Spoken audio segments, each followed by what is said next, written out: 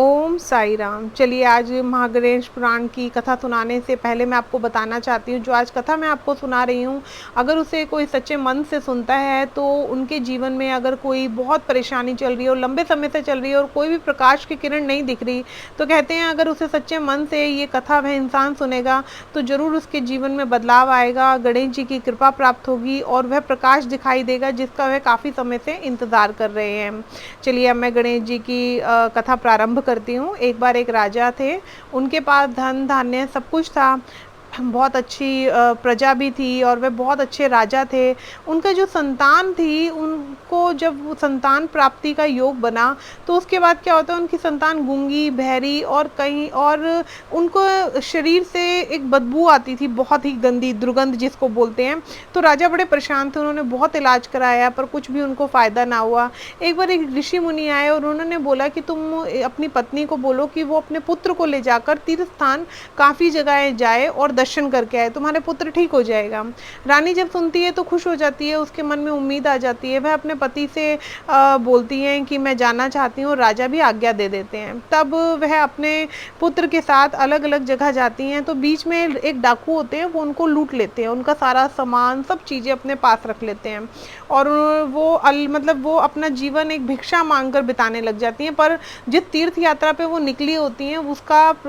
वो संकल्प ही ऐसा होता है कि जब आपकी इच्छा पूर्ण हो तब आपने वापस आना है। तो वह अपने पुत्र के साथ इधर उधर हर तीर्थ स्थान जाती हैं। एक जगह वह सुबह सुबह भिक्षा मांगने जाने लगती हैं, तो अपने पुत्र को एक जगह बिठाती हैं और कहती हैं, पुत्र मैं अभी शीघ्र वापस आती हूँ, भोजन का प्रबंध करके तुम यहीं बैठो। जब वह जाती हैं और जब वो वापस आती हैं तो देखती हैं उनका पुत्र बोलने लगता है, सुनने लगता है और जो दुर्गंध उनके शरीर से आ रही थी वह भी दूर होने लग जाती है। अब माता वह बड़ी खुश हो जाती हैं उनकी और कहती हैं कि पुत्र ये हुआ कैसे। तो पुत्र बताते हैं कि एक ऋषि मुनि आए थे, उन्होंने मेरे सर पर हाथ रखा और वो देखिए वो ऋषि जी हैं और उनकी कृपा से मैं ठीक हो गया। अब रानी बड़ी खुश होती है और उनके पास जाकर प्रणाम करती हैं, उनसे पूछती हैं कि आपके स्पर्श करने मात्र से मेरा पुत्र ठीक हो गया, मैं कितने समय से अपने पुत्र को ठीक देखना चाहती थी, ये मेरी इच्छा थी। तो उन्हें पता चलता है कि वो जो ऋषि मुनि होते हैं वो बहुत समय से गणेश महापुराण का पाठ कर रहे होते हैं और उसी पाठ के कारण उनके पास ऐसी सकारात्मक शक्ति होती है कि उनके सिर्फ स्पर्श करने से ही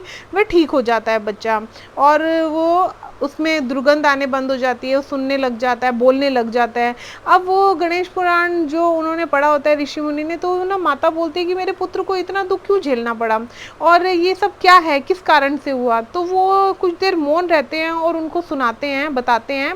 कहते हैं कि जो एक समय में जो ये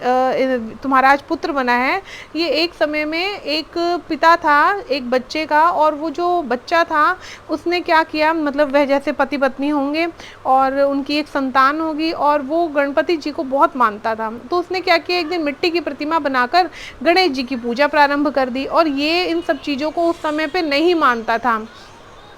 ये उस समय पे उन चीज़ों को ना स्वीकार नहीं करता था, जिस वजह से क्या करता, गाँव के जैसे बहुत सारे बच्चे होते हैं तो वो बच्चा क्या करता था कि गणेश जी के ध्यान में, उन प्रतिमा की पूजन में उन बच्चों को भी लगाता था और गाँव वाले सारे आकर तेरे इस पुत्र को उस समय बहुत कुछ सुनाते थे। मतलब जो आज गूंगा है वो उस समय उस बालक का पिता था, उसे बहुत सुनाते थे। तो उसने क्या किया, एक दिन क्रोध में आकर वो जो क्या कहते हैं गया अपने पुत्र के पास और जाकर जो गणेश जी की शिला बनी हुई थी मिट्टी की, उन्हें तोड़ने लग गया और बच्चे को भी खूब मारा। तो वो पुत्र कहता है मेरे को मार लो पिताजी, लेकिन मेरे गणेश जी को कुछ भी मत करो। लेकिन वो नहीं सुनता और क्या करता है, एक पेड़ से जाकर कस के बांध देता है अपने पुत्र को और वापस आ जाता है। अब पुत्र देखता है कि मेरा पिता ने कितना मेरे साथ गलत किया तो किया, लेकिन गणपति जी के साथ भी उसने इतना किया, तो वो श्राप दे देता है कि तेरा जो भी अगला जन्म होगा उसमें तू गूंगा बहरा और तेरे शरीर में से दुर्गंध आने लगेगी। क्योंकि वो बच्चा बहुत समय से गणपति जी की पूजा कर रहा होता है और उसका श्राप सत्य साबित हो जाता है आगमन आने वाले समय में। अब उसे पीड़ा होने लगती है कि उसका पिता ने उसे बांध दिया, तब वह गणेश जी को बहुत मन से पुकारता है, लेकिन उसे दुख होता रहता है, वो